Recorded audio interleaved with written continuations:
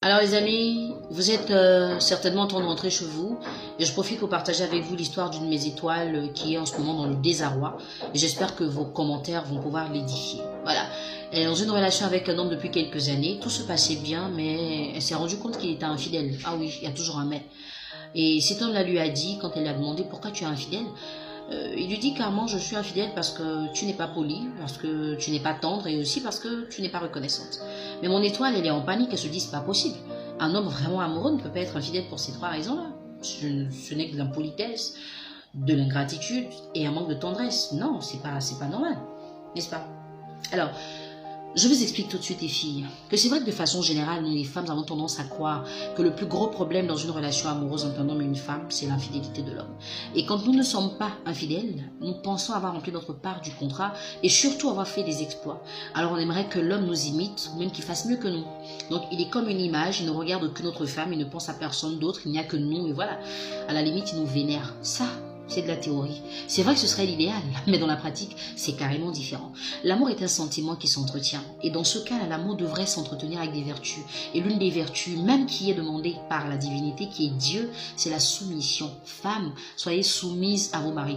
Il est dit nulle part, femmes, soyez soumises aux maris qui ont de l'argent ou aux maris qui vous font plaisir. Soyez soumises. C'est pour dire que c'est une attitude qui est naturelle. Elle est même obligatoire. Et tout ce qui est naturel ne se stimule plus. D'accord? C'est parce que c'est difficile d'être soumise qu'on veut toujours trouver des prétextes. Non, je ne peux pas respecter un homme qui fait ceci, qui fait cela. À un moment, quand tu penses que tu ne peux pas respecter un homme ou qui ne mérite pas ton respect, vas-y, sors de la relation et passe à autre chose. Mais tant que tu es là, comprends que l'homme est l'autorité au-dessus de ta puissance. Et une autorité ne se bafoue pas. Par ta façon de parler à un homme, ta façon de le dénigrer, ta façon de lui répondre, les mots que tu utilises, les postures que tu prends, quand il te parle, comment tu le regardes, comment tu le traites devant tes amis, devant ta famille, ça peut l'emmener à être encore plus amoureux ou ça peut l'emmener à ne plus être amoureux et donc à te tromper. L'homme n'a pas besoin d'une rebelle dans sa maison. Il n'a pas besoin d'une insoumise dans sa maison. Parce que s'il voulait la confrontation, certainement il serait mis en couple avec un homme. Parce qu'au moins, ça fait... Voilà, c'est la même chose. L'homme voudrait l'inverse de ce qu'il est. Et si tu ne peux pas être complémentaire à ton homme, c'est compliqué. D'accord? Il faut que tu saches, chérie, que tu peux dire à un homme, tu es un con dans le lit, il va te faire un câlin. Mais si tu lui dis la même chose devant ses potes, il va te casser la figure. Et il a raison. Il faut savoir parler à l'homme. La langue de la femme, elle peut la détruire comme la valoriser. Et si tu ne sais pas utiliser ta langue, chérie, tu vas perdre ton mari. Tu vas le perdre très rapidement. Et je te dis, c'est un argument valable pour te tromper. Parce que l'homme qui se sent ridicule, écoutez, on parle toujours de la violence faite aux femmes, mais on parle rarement de la violence faite aux hommes, parce que cette violence, elle est verbale. C'est vrai qu'elle ne laisse pas des traces sur le corps, mais elle laisse des traces sur l'âme et dans le cœur. Et ça, c'est encore plus difficile à soigner.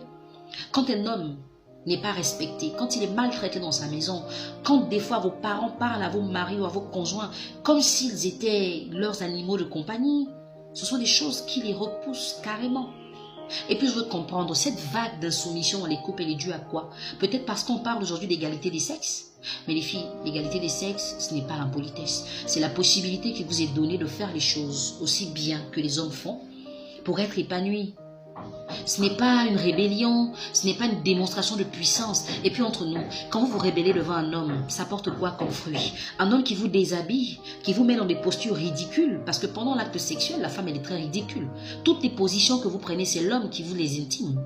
Mais en plus, ils n'ont jusqu'à toucher 2-3 parties de votre corps et puis vous devenez comme des moutons entre leurs bras. Et pourquoi quand on a fini tout ça, il faut venir maintenant se rébeller, avoir des allures guindées, être imbu de sa personne, parler à son homme comme si on parlait à un adversaire. Écoutez les filles, les hommes et les femmes sont complémentaires. Tant que vous n'aurez pas compris ça, vous aurez toujours des problèmes dans vos relations. Et puis, la tendresse, c'est quelque chose qui doit être naturel chez la femme. Quand la femme parle à son homme, il doit sentir une différence. Une femme ne peut pas parler à un homme comme un ami parle à son camarade, quoi. Il faut lui dire les choses de façon soft, de façon douce, de façon attirante. Il faut même l'emmener à venir vers toi parce que tu as fait une phrase qui est complète, une phrase qui est réussie. Mais tu ne peux pas être vulgaire, agressive, tu ne peux pas être dure et téméraire et puis vouloir séduire un homme. Non. Et puis, l'égoïsme, à un moment, il faut arrêter. Parce que nous les femmes, nous sommes trop égoïstes. L'homme va tout faire pour nous. La seule chose qu'il ne fera pas, on dira, tu n'as jamais rien fait. Quand vous perdez vos parents dans vos familles, ce sont les hommes qui les enterrent. Mais quand ils perdent leurs parents, ce sont eux-mêmes qui les enterrent. Et même quand vous devez porter le pain de funérailles, c'est eux qui le payent pour vous. Donc comprenez que les hommes font beaucoup de choses. Ce n'est pas parce qu'un homme n'a pas fait ce que tu espères totalement, ça veut dire qu'il n'a rien fait. Le peu qu'il a fait, il faut le lui reconnaître. Il faut lui dire merci. Déjà, le fait qu'il soit dans ta vie, dis-lui merci. Dis-lui merci d'être l'homme qui te fait vibrer, l'homme qui te donne du sourire, du bonheur. Il faut le lui dire. Parce que très souvent, on ne leur dit rien. Et ils sont là comme ça, un peu comme des moutons. Ils nous suivent. On dit je veux ça, ils donnent, je veux ça, ils donnent, je veux ça. Mais les seules choses qu'ils nous demandent, nous ne sommes pas capables de donner. La soumission. La soumission, c'est difficile. Ma chérie, je ne sais pas ce que tes amis te racontent au quartier. Je ne sais pas ce que les gens te font croire. Je ne sais pas qu'est-ce que tu vois sur Internet ou dans les films.